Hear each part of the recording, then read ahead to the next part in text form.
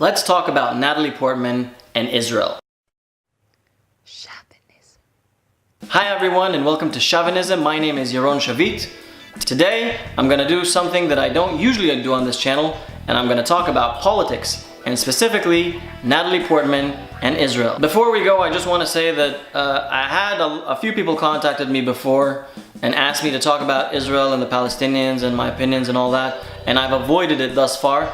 The reason being is because a lot of times that invokes a discussion in the comments of like, fuck Israel and fuck the Palestinians, and that's a discussion that I really didn't want to be a part of. I didn't want to promote it. I don't think that's a dialogue that should be on this platform or any platform for that matter. Having said that, one thing I've always wanted to do is to bring a Palestinian to this channel and promote a message of acceptance and tolerance. So if anyone knows of a Palestinian person living in LA, please let me know, send them my way.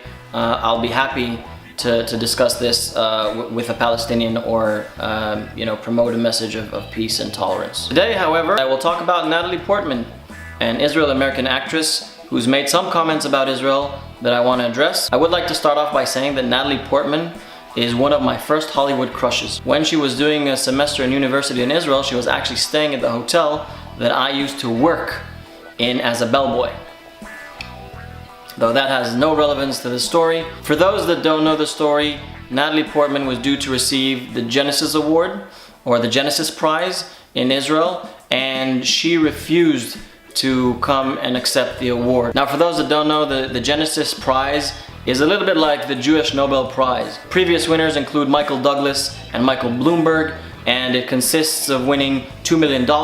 Usually the person that wins it states a few months later the charities that he'd like to donate the monies to. And this year, as I previously stated, Natalie Portman was chosen to receive this prize, but she decided to decline the prize, not arrive to the ceremony, and so the whole ceremony was cancelled. The statement issued by her publicity team was the following: "Recent events in Israel have been extremely depressing to her, and she does not feel comfortable participating in any public events in Israel. She cannot, in good conscience, move forward with the ceremony." This obviously caused a lot of commotion within the Jewish and Israeli community, because a lot of people feel that it's wrong for an Israeli actress not to accept an Israeli award, despite what she may or may not think of the government. This is an Israeli actress, a Jewish actress, who's refusing to receive an award given to her in Israel. Of course, political parties in Israel also joined this whole charade, and with one minister saying that it's on the border of anti-Semitism,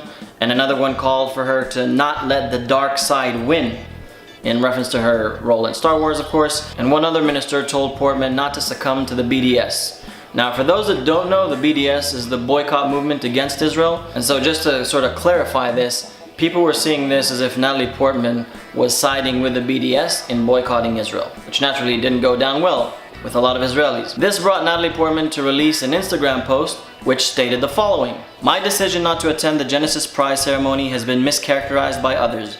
Let me speak for myself. I chose not to attend because I did not want to appear as endorsing Benjamin Netanyahu, who was to be giving a speech at the ceremony. But by the same token, I am not part of the BDS movement, and I do not endorse it. Like many Israelis and Jews around the world, I can be critical of the leadership of Israel without wanting to boycott the entire nation. I treasure my Israeli friends and family, Israeli food, books, art, cinema, and dance. Israel was created exactly 70 years ago as a haven for refugees from the Holocaust, but the mistreatment of those suffering from today's atrocities is simply not in line with my Jewish values. Because I care about Israel, I must stand up against violence, corruption, inequality, and abuse of power. Please do not take any words that do not come directly from me as my own. This experience has inspired me to support a number of charities in Israel. I will be announcing them soon, and I hope others will join me in supporting the great work they are doing." So there you have it. That is the statement made by Natalie Portman. I'm sure you're all wondering where I stand on this. So all that and more next week on Shove It. No, I'm joking. From what it seems, from what Natalie is saying, it seems that me and her have very similar opinions. I also don't like the current Israeli government. I think it's very corrupt. I think it promotes bad values such as racism, and I have a lot of criticism towards it. We're also both actors, so we have a lot in common. Natalie Portman decided to boycott the ceremony. And I need to put this in context. Israelis in general and Jews are very paranoid because we grow up with the narrative that everyone hates us. We can debate that narrative, but in general we grow up with this narrative where they were a small country surrounded by enemies. We grew up, we were formed on the ruins of the Holocaust and other atrocities that happened all around the world. In general, no one really accepted us. And as Natalie Portman said, Israel is sort of a haven for refugees. We basically have this thing that we don't know if people will like us. It's stronger than us. It's what we grow up with. It's the narrative that we're told. All our holidays is that someone tried to kill us and they didn't succeed. That's basically Jewish holidays. Someone tried to kill us. And I'll even talk about my personal experience. When I was living in London and people asked me where I was from, I was a bit hesitant to say where I'm from. Like, I would want to know where the other person is from first before I say where I'm from. Because I had a feeling that they may not like me because of where I'm from. For me, for example, there are certain neighborhoods that I would never ever walk with an Israeli flag. And it's kind of shitty to be ashamed of your identity. Like, it's a part of who I am. I don't want to be ashamed of it. And what Natalie Portman did was touch all these soft spots. Because the fear of Israelis and Jewish people is that this will be used as fuel by people that hate us. By the BDS and other parties and other organizations that hate Israel anyway, or that believe that Israel shouldn't exist. And just to give example, while I was searching on YouTube for videos about this topic, I was looking at the comments, and here's a couple of examples I found. A legal state of Israel will never be called a country. World must know that Israel will be demolished one day. 27 likes. It's not surprising most corporate propaganda networks aren't reporting on this. But why? Just follow the money. Like trailing bloodstains to the bedbug lair. Nothing like some subtle anti-Semitism in the morning. These are just a few comments. There's a lot of them. If you really want to search, you'll see a lot of them. But I think you understand the point. It kind of feeds the haters. If I'm honest, I have mixed feelings about what Natalie Portman did. Because I agree with her opinions. I don't like the current Israeli government. I hope it's replaced. I think it's very corrupt. I don't agree with what they stand for. And I am really worried about the future of Israel. So that's on the one side. On the other side, I know that when she does something like this, it feeds a lot of haters. And I don't want to apologize for being Israeli. I may not agree with my government's policies, but I am proud of my heritage. And I don't want to be ashamed of my heritage. I'm also kind of curious to hear what your thoughts are. How would you feel if someone boycotted a ceremony or an award given by your country?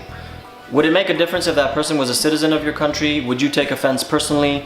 Would you see it as an unpatriotic act? I'm kind of curious to hear your thoughts on your respective countries or on Natalie Portman specifically. I hope that the comment section doesn't become a battlefield. I really do want to promote more love than hate, and I hope you do as well, but I have no control over it. Thank you very much for indulging me. I'll be back on Thursday with some comedy.